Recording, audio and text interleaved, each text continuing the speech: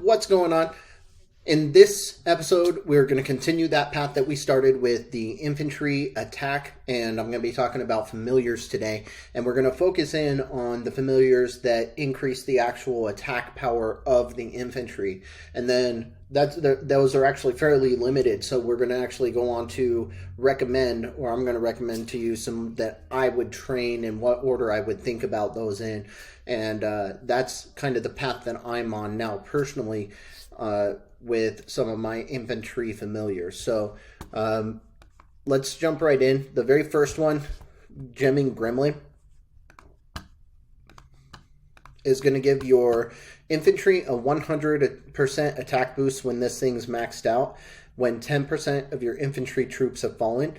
And the nice thing about Gemming Gremlin and why I recommend him first is he's a very realistic familiar to go after. You can get that Pact 3 research done with reasonable ease, and he is only a Pact 3 familiar, and that leaves him open to only having to, let me go to it here, I'll go into my actual monster hold, and mine is not maxed out. I only have level 2, and you're going to need more of these talent orbs in order to do that, right? And when you're in Pact 3, that's awesome. In Pact 4, I've gone over this, in Pact 4, once you hit that level, or Pact 5, and you have an army talent that you're working, then they go up, and you have to have brilliant talent orbs, and you need, instead of just bright talent orbs, you need brilliant talent orbs, and so that becomes like a challenge of itself going into the Pact 4 and Pact 5 familiar. So that's what's nice about this first guy, is that I recommend getting him maxed out as much as you can very first before you go after anyone else. And I've got him up to level 2 right now personally. And that's going to be recommendation number 1 for me. Number 2 is going to be actually all the way back in Pact 1A. And we're looking at Engineer. And this, at the start of the battle, increases infantry attack for the duration of the battle by 15%, 15% at max. And that's pretty strong. So I like that guy. And then the third familiar that you want to think about is, let's see, it's in which pact here? I think it's either 1B or 2B, if I'm not mistaken. No, I am mistaken, so maybe 2A.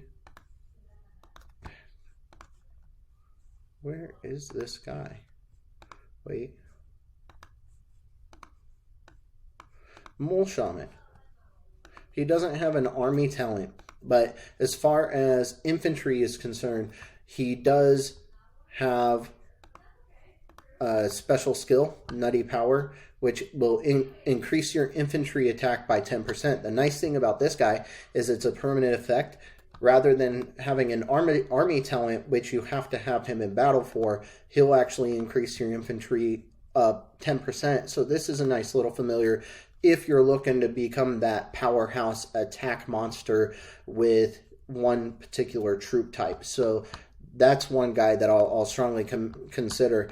And, apologize for it taking a minute. It actually didn't make my list here. But moving right along, those are the 3 familiars that are going to actually increase your attack power. The Gemming Gremlin is going to be amazing for increasing your attack power in battle, but pre-battle increasing your attack power, you got the Mole Shaman, who's going to give you a 10% pre-attack permanent infantry attack power increase, and then you've got the Engineer, who's going to give you a 15% right at the start of battle, so it's almost the same as having a pre-battle for your entire infantry at that point. And so that's going to be very helpful to making your infantry stronger, and as the battle goes on, their attack gets stronger because of Gemming Gremlin and the stacking feature that Gemming Gremlin has, where every 10% that fall, you have another 100% added to the attack power,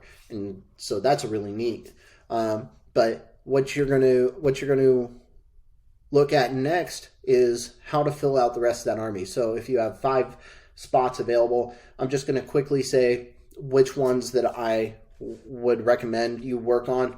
You have your top 5. Excuse me, I haven't been through those. So you have your top 3 that you might want to consider working on, but only 2 of those actually have battle spots.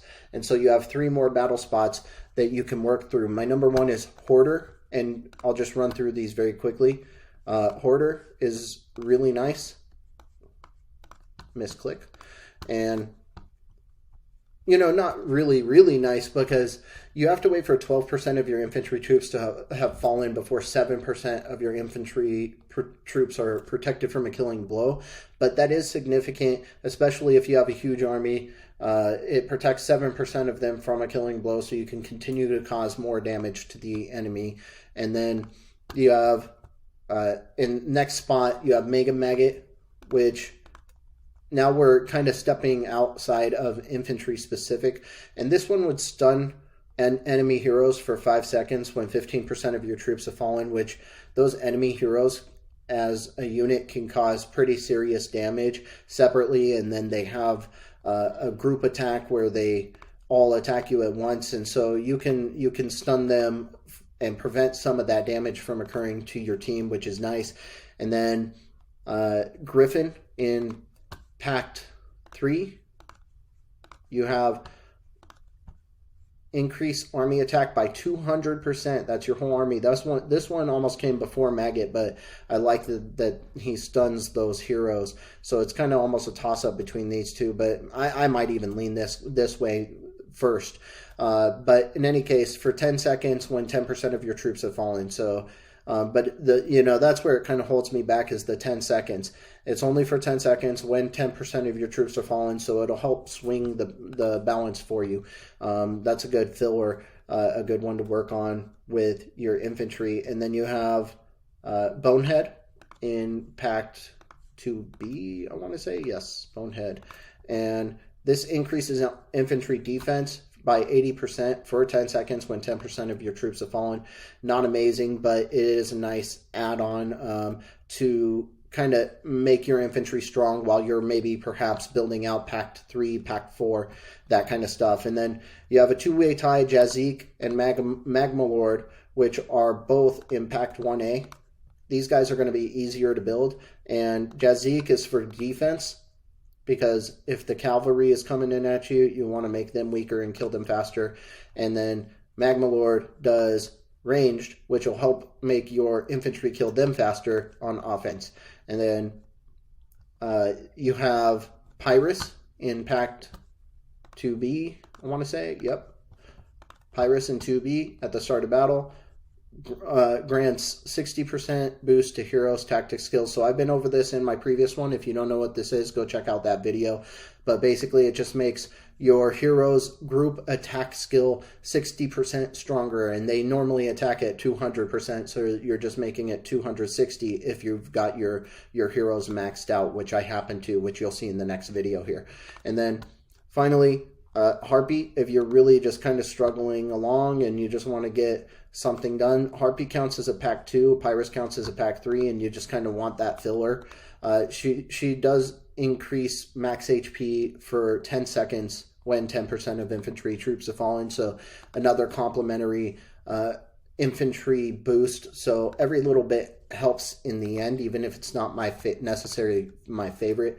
But that's it in this video, guys. And in the next one, we'll go over those heroes for infantry attack boosts specifically.